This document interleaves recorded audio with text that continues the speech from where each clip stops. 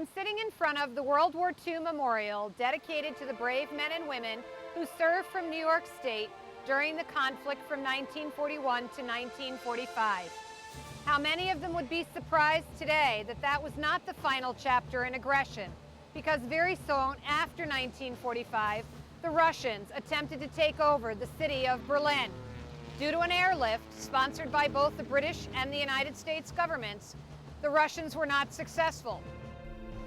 In history, this was known as the Berlin crisis.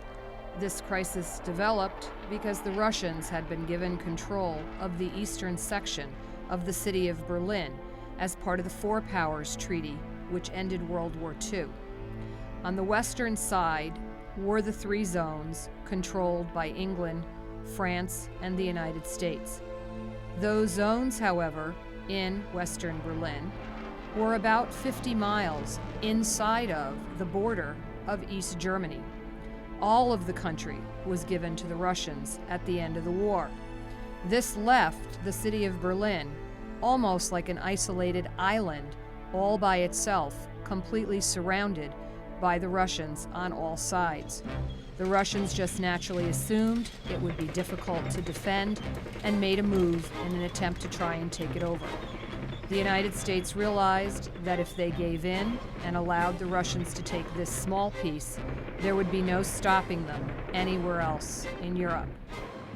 However, they would go on to try in places such as Korea, Vietnam, and also in the Bay of Pigs and the Cuban Missile Crises. This begins a movement in time that we refer to as containment, where the United States and other democracies attempted to stop or prevent the spread of communism from growing outside of Europe and especially into and around Asia.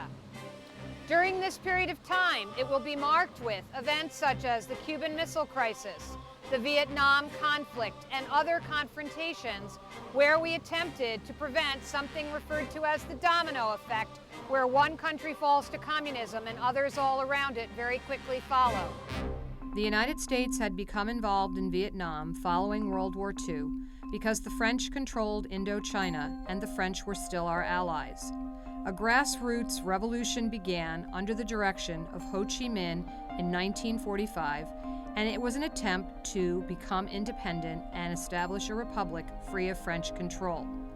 Ho Chi Minh, known as the George Washington of Vietnam, became a symbol to those people who wanted to break away from the imperialism and the atrocities committed by the French for about 150 years against the Vietnamese.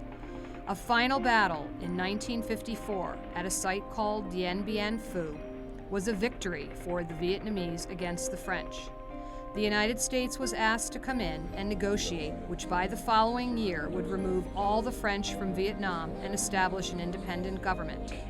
We attempted under President Eisenhower to run free elections.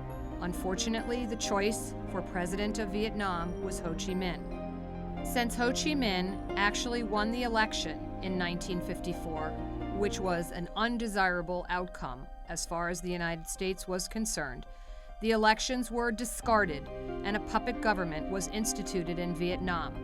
Eventually, the leader, Ngo Dinh Diem, will become president of Vietnam, and he will be controlled by the President of the United States.